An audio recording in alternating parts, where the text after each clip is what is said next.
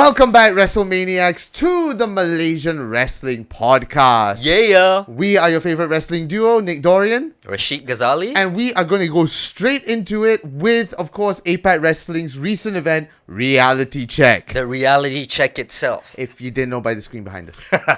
How did you find the matchups, man? Honestly, I thought APAC really pulled out all the stops on this one. Yes. Like, they pulled off something that I think could rival what the WWE pulls out. Like, their house shows. Yes, it really had the vibe. The setting was great. And the whole works, man. I know. Especially with the lineup. It's not just a local roster. No. We had like international stars coming in, which we'll be talking about. Yes, the reality of wrestling camp is over here with APAC Wrestling. And from the get-go, when we got there, I just want to shout out those two groups. Ah, yes. The Lalang Club, is it? Lalang Squad. The Lalang Squad And the Gun Crew. Gun Crew, sorry. Both of you guys, we bow down to you. At least I do, because like you guys are the OGs. We both. You guys are the OGs. These are wrestling fans unlike any other. It's so much fun to watch the two bands like, fight against each other or collaborate with each other. It was amazing. So for that, thank you. Thank you for your kindness and for letting us into your little world as well. Yes, you guys are the ultras of the wrestling fandom here in Malaysia. We really enjoy your presence and we want to see you at more shows. Keep up the spirit, guys. Keep doing what you do because you are the essence of what makes wrestling wrestling. Yeah. Now, moving straight into the very first match of the night, which was Ho Ho Lun versus Dream Killer Azroy. Yeah, man. Now, again, I was excited for this simply because I found out about Ho Ho Lun through you. You want to tell the tale about that? We'll save that tale for another time, but I knew Ho Ho Lun through you, and I remember going, okay, there's a Hong Kong wrestler. I didn't know there were people from Hong Kong doing wrestling, and he just proved that, wow, I need to look out for Hong Kong wrestlers because both of them pulled off a fantastic match. Yeah, man. I loved how Ho Ho was very playful. I like his style. It's very cheeky. Yeah. It's a very cheeky style, but also when he has the power to use it, he will. Yeah. Because some of those drop kicks and the flying drop kick as well, those are perfection. Yeah. He really gave that, like the Goku Monkey King kind of vibe. Yes. He can be a little silly, but when he hits you with something like that drop kick, you're like, oh, is this guy getting up? Yes. Unfortunately, he lost to Dream Killer Azroy. Yes. Because he maintained his APAC championship. Yes, Dream Killer Azroy, he retained the title on home soil. It must feel great for you, right? Yes, congratulations, Dream Killer. You still have that title. And immediately after that, we got an appearance from ROW's very own Danny Limelight, who of course came to the stage, the crowd, and just started, gaslighting all of us. Ah, yes. Basically, he played to the crowd and put us down. Yes. Trying to insinuate, it's like, look, I'm going to beat your local hero Yeah. in front of his family, in front of his fans.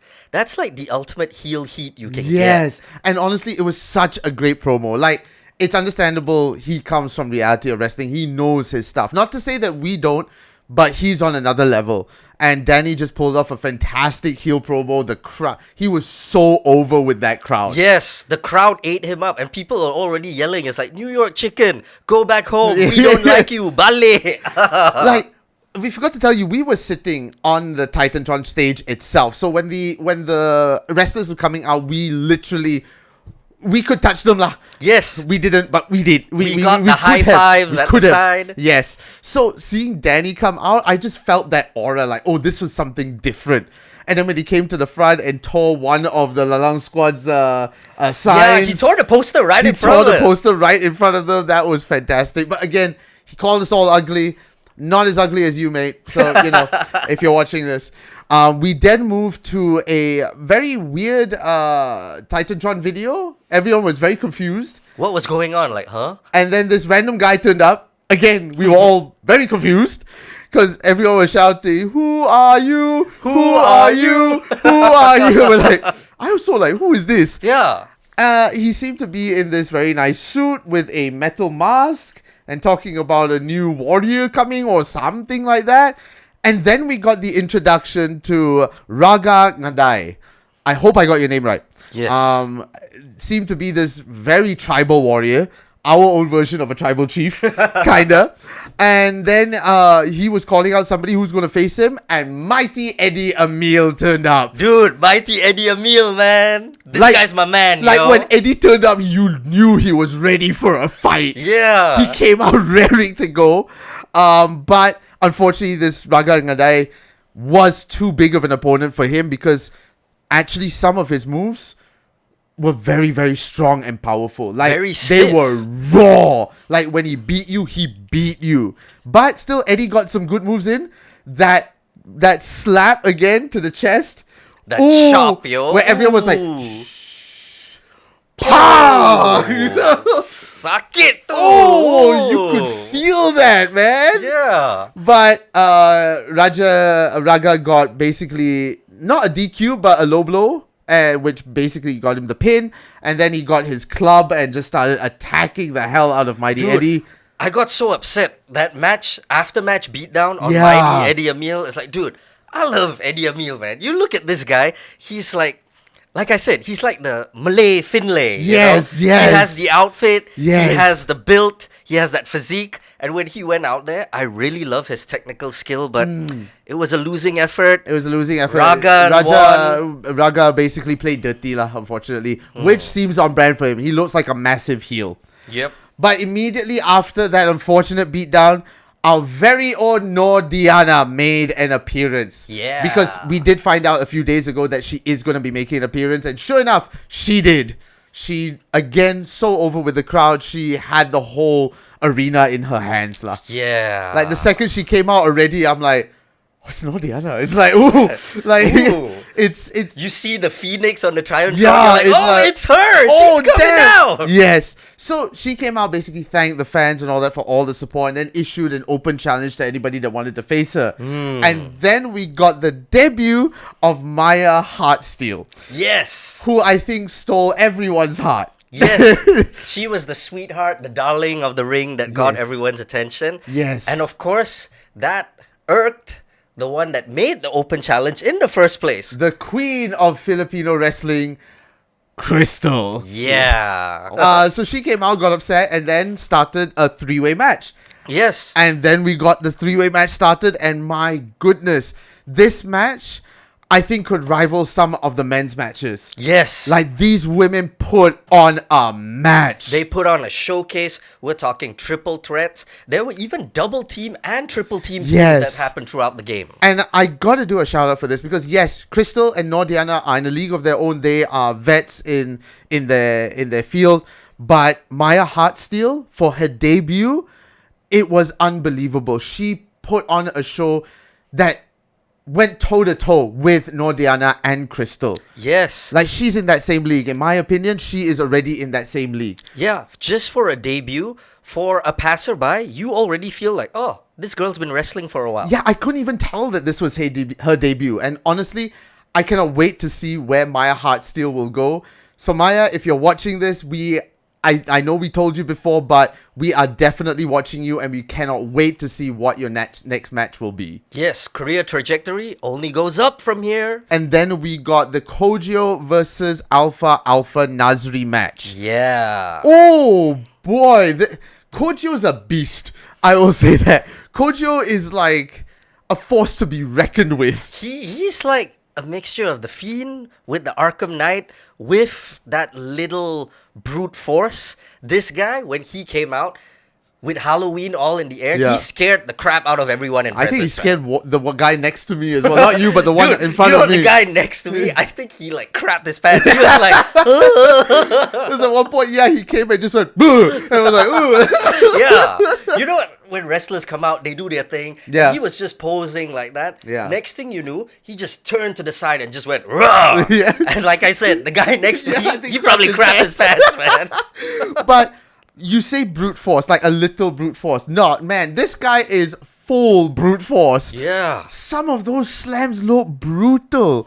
And then when he tossed when he tossed Alpha outside of the ring and they started fighting within the audience, and then that slam on the mat on the outside, Oh, yeah, dude. he just lifted and pong. I was like, oh. The sound still reverberates, man. Oh, sakit. You know the saying? It's like when flesh meets concrete, concrete always wins. Yeah, man. And who won? Was this Kojio or Alpha? I know I wrote here, but I think I might have got it wrong. It was Kojio that won, right? Or Alpha won? No, it was Alpha that Alpha got won. the victory. Alpha won. So, Dude, yes. that was the one where I was so happy for it. Because this whole match, it's one of those beatdowns where the heel did 90% of the beating. Yeah. But the hero came back. Yes. And the Alpha, doing things in the Alpha way, he won. And, bro, Kojio, you gave a good run, but You gave a good run. Alpha, he beat you clean 1, 2, 3. I think this is a case of David versus Goliath, and David won. Yes.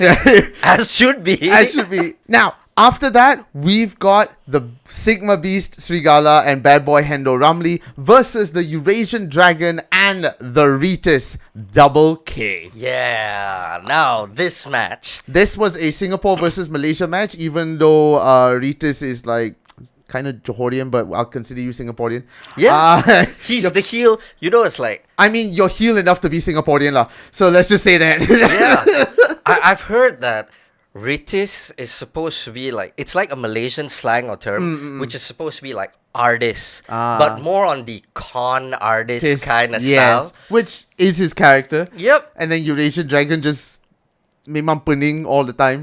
I see what you did Sakit there. kepala Because you know, it's like Eurasian Dragon, he's Singaporean, and then Ritis trying to say it's like, oh, from Kuala Lumpur, now residing in Johor, next to Singapore. I see what you did there. But the Sigma Beast and Bad Boy Hendo Ramli, like, first of all, as I said before, Sigma Beast, again, is a beast. Yeah. Just looking at Srigala, I'm like, I do not want to mess with him. Srigala's my man, yo. You see this guy is like, oh, yes.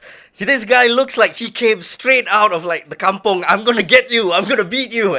But you know what I love? Like, in the ring, he looks like a guy I wouldn't walk down a dark alleyway and with. But when I see him after the match, he's so bubbly and smiley. And like, he's like a kid. And I loved it. Like, he is such a great superstar. Dude, he's a gentle giant. In the ring, you know this guy, if he clotheslines you, your head's gone. Not even that. That spear that he did to Ritis. Oh, that was a fantastic spear. It's like that impact and that echo. And that power bomb. Oh, dude. Oh, dude. That's where you could see the power that he has. Yes. Unfortunately, they lost to Eurasian Dragon and Ritis Double K, who of course played a little bit dirty. Of course, Of course they did. The heels just had to do that, man. To which immediately after that, the Ritis came and gave a massive rant to Shaukat about not appreciating him, not noticing him, and all of that. I was like, okay, this is interesting. But he just kept trying to call Shaukat out in the most heelish manner. Yes. And I actually, like,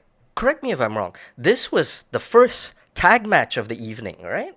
It was the only tag match of the evening. There we go. You sense the difference there. That And was the only one. next up, we got, of course, the man Shaukat versus ROW's very own Danny Limelight. Yeah. And to say the main event itself. And boy, was this a match to be a main event. Like, this had main event written all over it. The match was just high energy, high intensity, high stakes, high tension, high everything. It showcases the reason why Shaukat is one of, if not the best, Malaysian male wrestler in our country at the moment. Because he, like he said, he stood toe-to-toe with Danny. He stood toe-to-toe with an international star. And I really liked, you know, when Shaukat made that entrance, you already felt the aura. You know it. It's a WWE superstar coming in. Yes. It really is. On top of that, you realize as he was coming down the ring, there was a problem with the audio at one point. There was, but despite this, Shaukat, with his star power and aura, he just waved his hands up and the audience was still just like, you know what? Shaukat!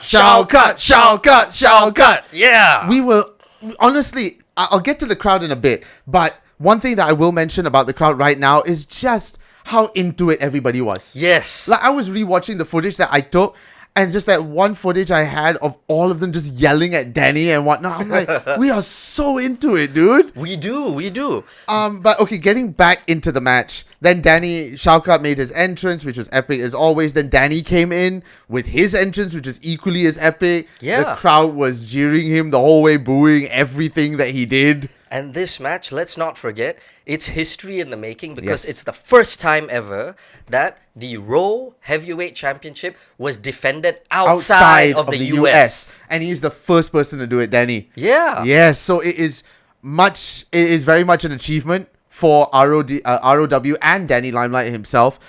Do I wish that he won? Shao Kahn won? Absolutely. Yes. But we'll get to that in a second. But the match itself, there was some hard hits there.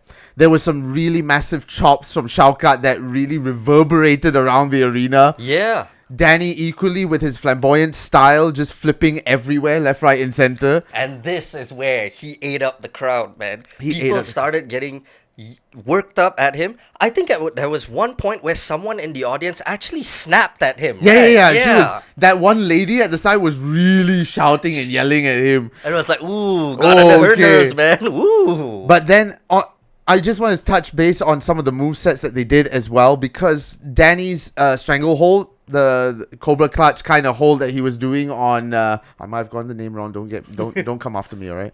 But Come after him. Sleeper hold, Cobra Clutch, whatever he was doing to Shao Kahn, he really held it in. And it's just, again, it's just so authentic. You could see how much Shao Kahn was in pain. He was struggling, but again, the crowd got behind him. We were all yelling, "Let's go, Shao Kahn! Let's go!" And it was honestly, I was on the edge of my seat. Actually, not even that. I was standing the whole match. That's how exhilarating the entire thing was. Both of them just pushed their limits and exceeded any sort of expectations that were put onto them. It was just such a shame, man. When Shao Kahn landed his finisher and Yeah. the referee was down, Yeah. the audience was already counting. It's like, hey, Danny, you know it. You got pinned, not pinned. just for the 3 count. That was almost a 10 count. But you know?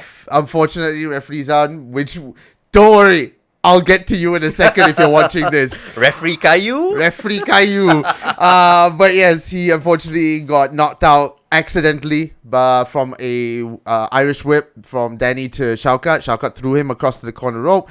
But again, the Ritis, as he is a massive heel, decided to turn up and interfere with the match, causing Shao Kahn to unfortunately lose that championship belt, and Danny Limelight retained it. Dude, that got my blood boiling, man. It did, but what was even more shocking was what happened right after that. Dude, the post-match shenanigans. Now, the big bombshell of the night was the Ritis going again on the rant, yelling at Shao Kahn, "Look at your family. Do you think they're proud of you?" and all that.